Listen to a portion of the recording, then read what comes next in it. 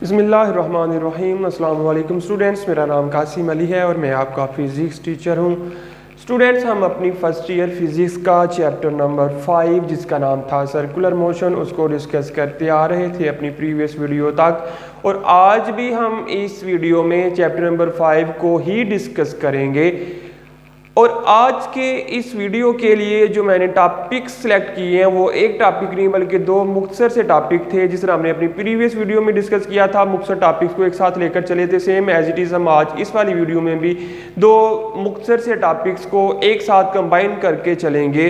जो पहले वाला टॉपिक हमारे पास है वो है relation between angular and linear velocity, यानी एंगुलर और लीनियर वेलोसिटी में क्या फ़र्क है, इनका हम रिलेशन निकालेंगे, पहली बात। दूसरी बात ये कि एंगुलर और लीनियर एक्सेलरेशन में क्या फ़र्क है, हम उसके दरमियान जो रिलेशन है वो कैलकुलेट करेंगे, वो फाइंड आउट करेंगे। यानी दो क्वेश्चन आपके पास, क्वेश्चन नंबर 1 का मैंने नाम दिया है और एक को क्वेश्चन नंबर 2 कह लिया है कि रिलेशन आपने निकालने हैं एंगुलर और लीनियर वेलोसिटी के दरमियान, एंगुलर और लीनियर एक्सेलरेशन के दरमियान दो रिलेशन आपने निकालने हैं।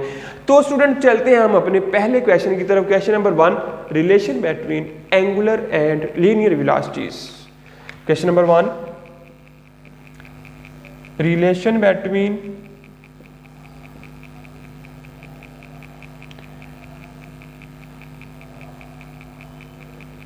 angular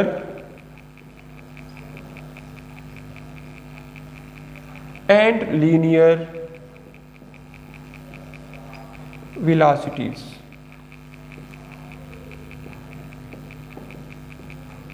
angular and linear velocities के दरमियान जो रिलेशन आता है वो क्या रिलेशन आता है, हम उसको डिस्कस करेंगे। कहते हैं consider a rigid body rotating about G axis with an angular velocity omega, कि आपके पास एक रिजिड बॉडी है वो जी एक्सिस के गिर्द मूव कर रही है, ठीक है, और एंगुलर वेलोसिटी उसकी आ रही है omega.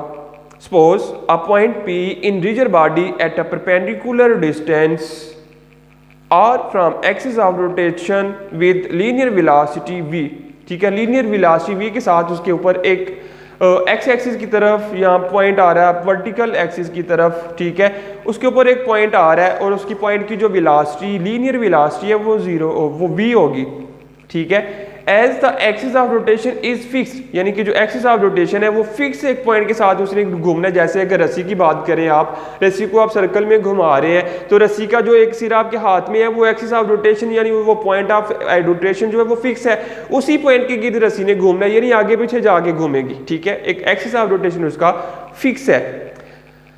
As the axis of rotation is fixed, so the direction of angular velocity omega always remains constant। कि अगर उसका जो एक सिरा फिक्स है, उसकी पोजीशन जो है rotation of axis of rotation fix है, तो उसकी जो एंगुलर फ्रीक्वेंसी ओमेगा है वो ऑलवेज क्या होगी, हमेशा कांस्टेंट होगी। कहते हैं suppose point P move through a distance P1 to P2 is equal to del S, ठीक है, कि आपके पास क्या था कि एक पॉइंट था। सपोज अगर मैं डायग्राम इसकी डिस्क बनाया हूं इधर थोड़ी सी इस किस्म की मेरे पास एक डायग्राम है, ठीक है, इसके ये 3 पॉइंट, ये सेंटर पॉइंट, एक ये एक्सिस, एक ये एक्सिस और एक आपके पास ये एक्सिस, 3 एक्सिस आपके पास आ रहे हैं, ठीक है, ये जी एक्सिस, ये आपके पास वाई एक्सिस और ये वाला आपके पास एक्स एक्सिस, ठीक है। लेकिन जी एक्सिस के अलांग वो घूम रही है बॉडी। पहला यहाँ से लेकर यहाँ तक उसका जो पॉइंट था, ठीक है, इसको नाम दे लें आप P1 का, फिर यहाँ से लेकर यहाँ तक का जो पॉइंट था उसको आपने नाम दे लिया P2 का। अब कहते हैं ये जो एंगल बन रहा है इधर, वो एंगल बन रहा है थीटा, और ये आप इसका कह सकते हैं सर्कल का रेडियस भी आ रहा है, ठीक है, और इधर जो एंगल बनेगा वो बनेगा डेल थीटा, और जो फासला तय हो रहा है यहाँ से लेकर P1 से लेकर P2 तक, इसको आपने कह लिया डेल S, ठीक है, जो फासला तय हुआ उसको कह लिया डेल S। अब वापस आए, कहते हैं कि आपके पास suppose point P move through a distance P1 P2 is equal to del S, यानी पॉइंट P था, उसने डिस्टेंस तय किया P से लेकर P2 तक गया, तो वो किसके बराबर आया आपके पास, डेल S, कहते हैं during del S in time del T, time जो लगा वो क्या आपके पास लगा, यानी हम अगर इधर मैं लिखूं del S is equal to P2, फिर जो टाइम आया आपके पास, टाइम लगा वो आपके पास टाइम था डेल टी, टाइम जो आया del T during its circular motion, ठीक है, सर्कुलर मोशन ही परफॉर्म हो रही थी। If the reference line OP has an angular displacement del theta, कि अगर एक रेफरेंस लाइन OP था, ठीक है, उसका जो डिस्प्लेसमेंट था angular displacement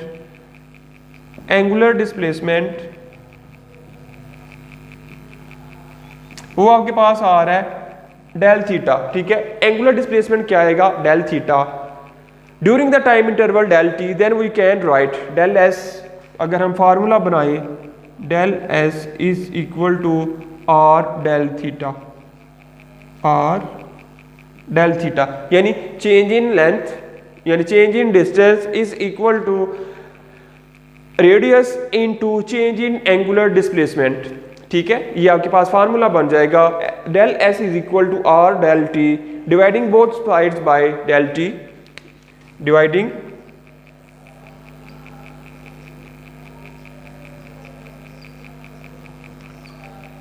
bye del T, तो आपके पास क्या आएगा del S over del T is equal to R into del theta over del T, ये आपने डेल टी के साथ दोनों को डिवाइड किया, फिर अप्लाइंग लिमिट, जब आप लिमिट अप्लाई करेंगे, अप्लाइंग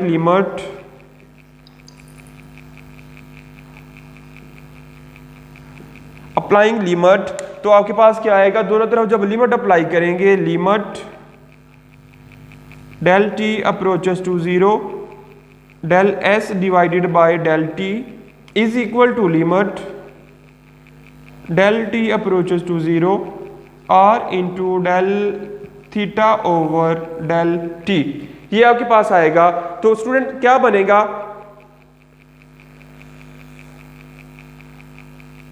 अब आपने क्या करना है कि ये जो डेल टी था del theta over del T, इसकी जगह आपने पुट कर देना है डेल आर, क्या पुट करना है आपने, सेम एज इट इज ही रह गया, limit del T approaches to 0, ठीक है। अब आप क्या करें, इस आर को लिमिट से पहले लिखें, ये वाले आर को, इधर क्या आ जाएगा del theta divided by del R, तो आपके पास क्या आ जाएगा, ये limit del S over del T equal था आपके पास एस के यानी वी के, ठीक है, linear velocity is equal to, ये टर्म आपके पास आ रही थी आर एज इट इज आ गया, ये टर्म आपके पास del theta over del r, ठीक है, change in angular displacement with respect to change in radius, तो आपके पास वो वैल्यू आ जाती है क्रॉस ओमेगा, ठीक है, ओमेगा आपके पास वैल्यू आ जाती है। अगर आप इसको वेक्टर, चूंकि ये एक वेक्टर क्वांटिटी है वेलोसिटी, तो इसको अगर हम लिखना चाहें वेक्टर फॉर्म में, तो इन दोनों का आपके पास आता है क्रॉस प्रोडक्ट, इन दोनों का आपके पास क्या आता है क्रॉस प्रोडक्ट आता है, डॉट प्रोडक्ट नहीं, बल्कि अगर हम वेक्टर क्वांटिटी को रिप्रेजेंट करें तो आपके पास क्रॉस प्रोडक्ट आता है, अगर स्केलर क्वांटिटी को रिप्रेजेंट करें तो आपके पास डॉट, स्केलर प्रोडक्ट के लिए डॉट प्रोडक्ट आता है स्केलर क्वांटिटीज के लिए। तो चूंकि ये वेक्टर्स है तो आपके पास क्रॉस प्रोडक्ट आ गया आर और ओमेगा का। फिर कहते हैं for limit del T approaches to 0 the length of the arc P1 P2 become very small and its direction represent the direction of circle at point P1, ठीक है, कि P1 के ऊपर ये डायरेक्शन को रिप्रेजेंट किया जा रहा है कि किधर से डायरेक्शन किस तरफ को जा रही है। Thus the direction of velocity at any point P is always tangent to the circular path, कहते हैं कि P के ऊपर किसी भी पॉइंट के, P के किसी भी पॉइंट के ऊपर जो लीनियर वेलोसिटी होती है वो सर्कल पर टेंजेंट होता है, ठीक है, लीनियर वेलोसिटी जो होती है वो सर्कल के ऊपर टेंजेंट होता है हमेशा।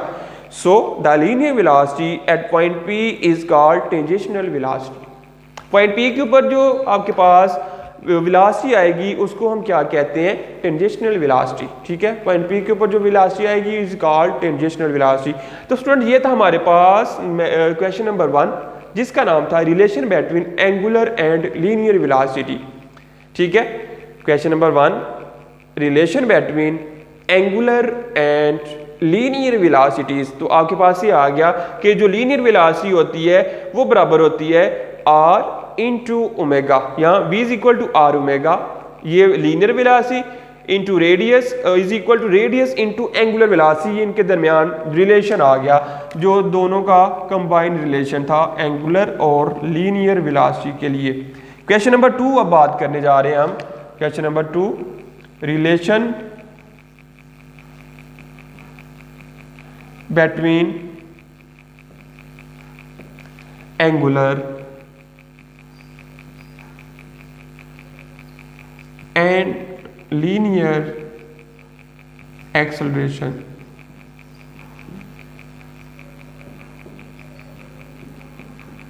Relation between linear and angular acceleration कि एंगुलर और लीनियर एक्सेलरेशन के दरमियान क्या आपके पास लिंक आता है उसको देखते हैं।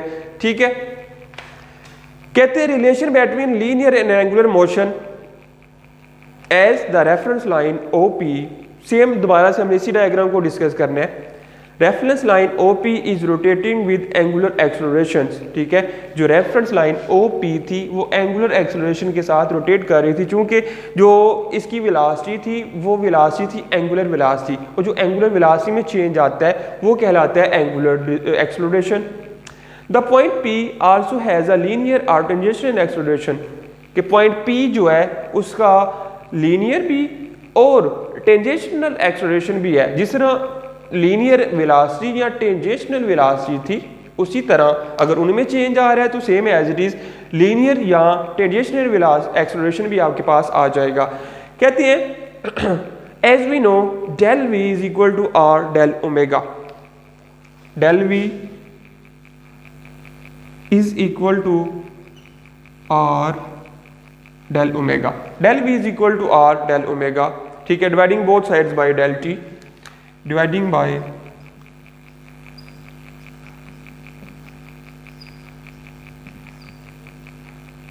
del t। तो आपके पास क्या आएगा, del v over del t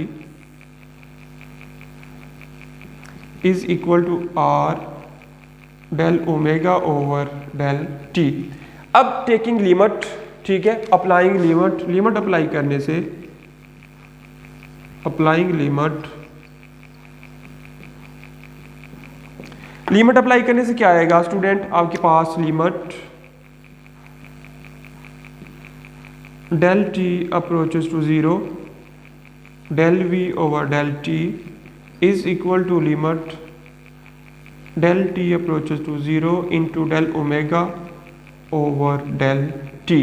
ठीक है, लिमिट आपने अप्लाई कर दी, तो लिमिट अप्लाई करने के बाद आपके पास स्टूडेंट क्या आएगा, इधर आपके पास आर भी आ रहा था, सेम जिस तरह हमने प्रीवियस किया था, आर को बाहर लिख लेना। ठीक है, del omega over del t आपके पास आ जाएगा limit del T approaches to 0 del v over del T is equal to r, limit से बाहर limit del T approaches to 0 साथ del omega over del t आ जाएगा।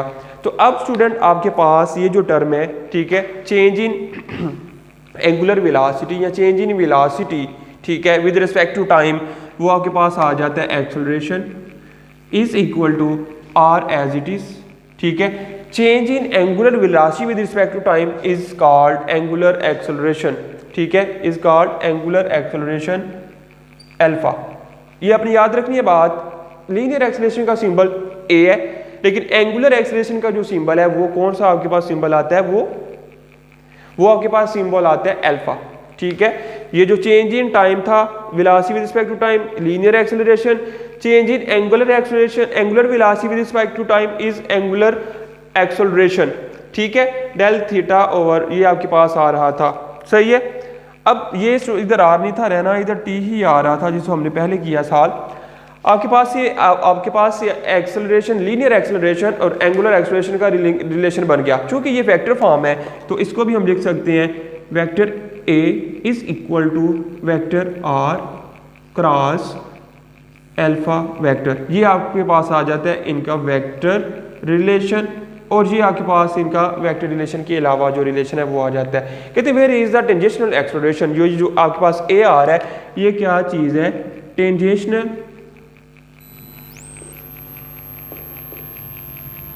एक्सेलरेशन। इधर जो v आ रहा था ये v था टेंजेंशियल वेलोसिटी,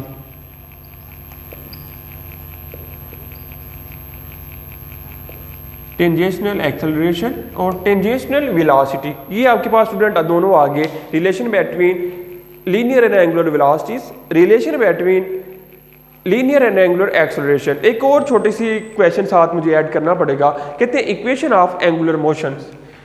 एक और टॉपिक है छोटा सा, इसी में मैं खत्म करने जा रहा हूं, इक्वेशन ऑफ एंगुलर मोशंस के एंगुलर मोशन के लिए कौन कौन सी एंगुलर एक्सेलरेशन या एंगुलर मोशन, ठीक है। अगर देख लेते हैं नेक्स्ट वीडियो के साथ, नहीं इधर हम डिस्कस करते हैं equation of angular motion. Angular motion की जो इक्वेशंस हैं वो क्या है, हमने वो भी इधर ही मैं डिस्कस कर लेता हूं, ठीक है। जैसा कि हमने पढ़ा था इक्वेशन ऑफ मोशंस, ठीक है, इक्वेशन ऑफ मोशन स्टूडेंट 3 थी, ठीक है, वो लीनियर मोशंस है, लीनियर इक्वेशन ऑफ मोशन थी जो हमने अपनी 9th क्लास के अंदर चैप्टर नंबर 3 में डिस्कस की थी, ठीक है। वो वाली जो आपके पास इक्वेशन थी वो लीनियर इक्वेशन थी जो न्यूटन ने पेश थी, न्यूटन इक्वेशन ऑफ मोशन, ठीक है। अब जो इधर हम बात करने जा रहे हैं वो आपके पास थी इक्वेशन ऑफ एंगुलर मोशन। अगर एंगुलर मोशन हो तो आपके पास स्टूडेंट क्या बनता है वो आपने उसको डिस्कस कर लेना है, ठीक है। अब अगर हम बात करें लीनियर की, ठीक है, लीनियर इक्वेशन की बात करें तो आपके पास लीनियर इक्वेशंस क्या होंगी पहले वो देखते हैं, इसके साथ उनको कंपेयर करेंगे। Linear equations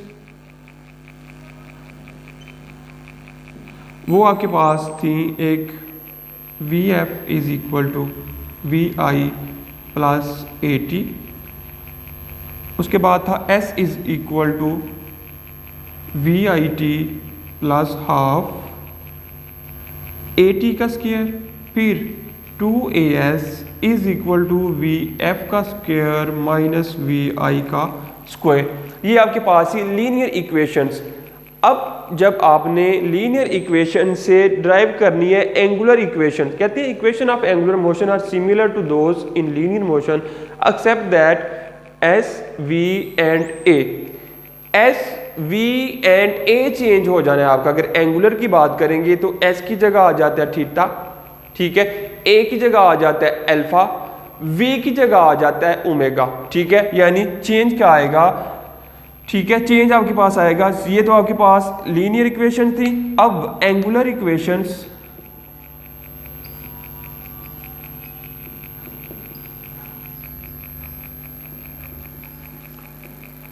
angular equation student सिर्फ चेंज क्या आएगा, S changes to S is equal to theta, V is equal to omega और A is equal to alpha. सिर्फ ये आपने 3 वैल्यू चेंज कर देंगे, ये बाकी आपकी लीनियर इक्वेशन ही रहेगी, सारी स्कीम सारी पोजीशंस वही रहेंगी। सिर्फ S, उसके बाद आपने S, V और अल्फा को A को चेंज करना है, बाकी सारी वैल्यूज वही। अब VF है, क्या आ जाएगा, omega F is equal to VI है तो क्या हो जाएगा, ओमेगा I। ये पहली equation, omega I plus A है तो A की जगह आ जाएगा अल्फा साथ T। जब दूसरी की बात करेंगे स्टूडेंट्स तो दूसरी के लिए देखिए S क्या बन जाएगा, theta is equal to VI था तो omega I T as it is plus half A की जगह आ जाएगा अल्फा और साथ T, ठीक है। अब थर्ड की बात करेंगे, जब थर्ड के लिए देखिए 2 एज इट इज, A की जगह अल्फा, S की जगह theta is equal to VF यानी ओमेगा F का स्क्वायर माइनस ओमेगा I का स्क्वायर। तो ये तीनों आपके पास लीनियर और एंगुलर इक्वेशंस बन जाती हैं। कहते हैं equation of angular motion hold only of axis of rotation is fixed, के एंगुलर इक्वेशन ऑफ मोशन तब एप्लीकेबल है जब आपके पास जो एक्सिस ऑफ रोटेशन है वो फिक्स हो, यानी जिधर से रोटेशन पैदा हो रही है वो वाला पॉइंट फिक्स हो। जैसा कि पंखा लगा हुआ है, पंखे का एक पॉइंट फिक्स है, उधर से एक्सीलरेशन सारी हो रही है। साइकिल का पहिया घूम रहा है तो वो एक्सेल के गिर्द घूम रहा है, तो यानी एक्सिस ऑफ रोटेशन उसका फिक्स है। ठीक है, इस केस में ये equation of angular motion applicable है। In this case, all the angular velocities have the same direction, so they can be related as scalars। कहते हैं इस केस में क्या होता है कि जो एंगुलर वेलोसिटीज होती हैं वो सारी की सारी क्या होती हैं, सेम डायरेक्शन में होती हैं, और हम उनको कह सकते हैं दे आर स्केलर्स। ठीक है, एंगुलर वेलोसिटी जब सारी की सारी सेम प्लेन या सेम डायरेक्शन में हो तो तब उनको क्या कहा जाता है कि वो आपके पास आ रही हैं एज आ स्केलर्स। ठीक है स्टूडेंट, ये आपके पास था टॉपिक का नाम relation between angular and linear velocities. Number 2, relation between angular and linear accelerations. Number 3 आपके पास आ रहा है इक्वेशन ऑफ एंगुलर मोशन। तो स्टूडेंट आई होप कि ये सारा टॉपिक ठीक है आपको अच्छी तरह से समझ में आ गया हो। ठीक है, तो मिलते हैं फिर हम अपने नेक्स्ट टॉपिक के साथ अपनी नेक्स्ट वीडियो में। तब तक के लिए मुझे इजाजत दीजिएगा। अल्लाह हाफिज। वीडियो पसंद आई तो लाइक करें, अपनी राय कमेंट करें। ऐसे ही मजीद वीडियोस के लिए हमारा चैनल सब्सक्राइब करें और बेल का आइकन दबाएं ताकि आपको हर वीडियो का नोटिफिकेशन मिलता रहे।